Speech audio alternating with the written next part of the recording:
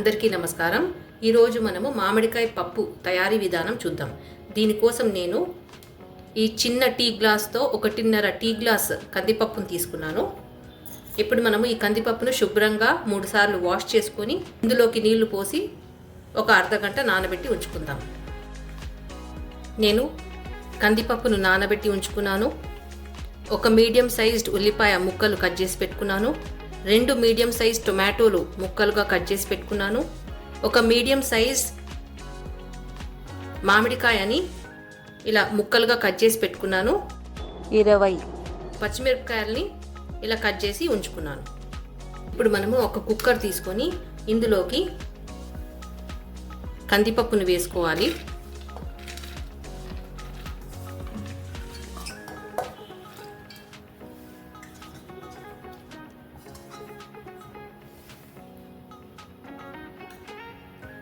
ఉల్లిపాయ ముక్కలు, టమాటో ముక్కలు, పచ్చిమిరపకాయ ముక్కలు, మామిడికాయ ముక్కలు. నేను మీడియం సైజ్ మామిడికాయ మొత్తాన్ని వేస్తున్నాను. కొద్దిగా పులుపు తక్కువ కావాలన్నోళ్ళు ఒక సగం మామిడికాయ మాత్రమే ముక్కలుగా కట్ చేసుకొని వేసుకోవచ్చు. నేను ఈ మామిడికాయ టెంకను కూడా పప్పులోనే వేస్తున్నాను. ఇది జీడి కాదు, బాగా ముదిరిన టెంక. పప్పులోనే వేసి ఉడికిస్తే చాలా టేస్టీగా ఉంటుంది పప్పు. 1/2 టీ స్పూన్ పసుపు వేసుకుంటున్నాను. కొద్దిగా కరివేపాకు, ఒక పెద్ద గ్లాసెడు నీళ్లు. ఇప్పుడు మనము కుక్కర్కి మూత పెట్టేసి మీడియం ఫ్లేమ్ మీద 3 విజిల్స్ వచ్చేంత వరకు పప్పుని మెత్తగా ఉడికించాలి.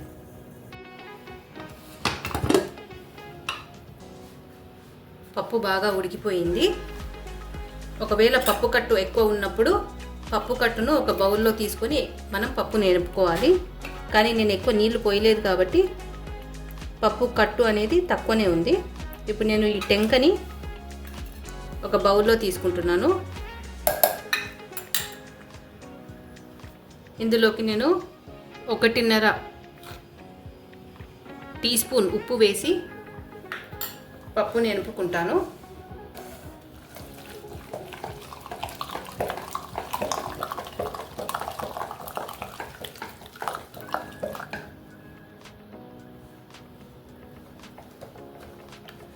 పప్పు బాగా మెదిగింది. ఇప్పుడు మనం పప్పుకు పోపు వేసుకుందాం. ఇప్పుడు మనము స్టవ్ ఆన్ చేసి ఒక ప్యాన్ పెట్టుకొని ఇందులోకి ఒక పెద్ద చెంచాడు ఆయిల్ వేసుకుంటున్నాను. ఇందులోకి 1 టేబుల్ స్పూన్ పోపు దినుసులు, 2 ఎండుమిరపకాయలు, ఒక మీడియం సైజ్డ్ ఉల్లిపాయ ముక్కలు, కొద్దిగా కరివేపాకు వేసుకొని బాగా మిక్స్ చేసుకున్నాను.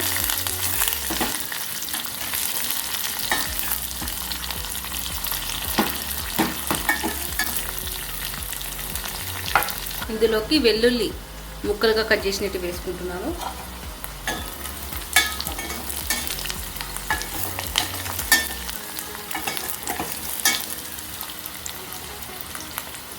ఉల్లిగడ్డ బాగా వేగిన తర్వాత ఇందులోకి పప్పు వేసుకుందాము.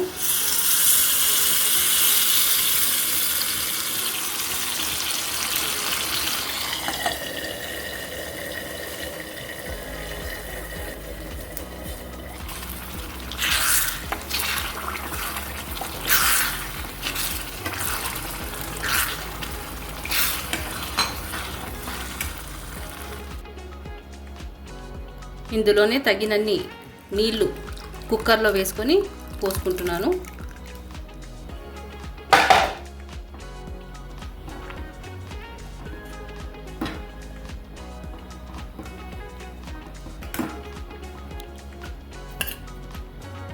పప్పులో ఉడకబెట్టిన మామిడికాయ టెంక కూడా ఇందులోకే వేస్తున్నాను.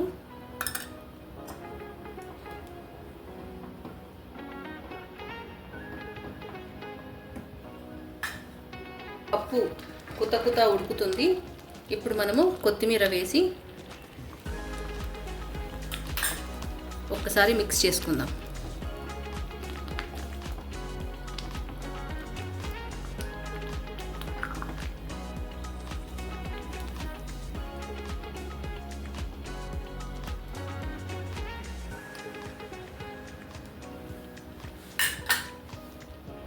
మొకుమలాడే మామిడికాయ పప్పు రెడీ అయిపోయింది. ఇప్పుడు మనం స్టవ్ ఆఫ్ చేసి సర్వ్ చేసుకుందాం.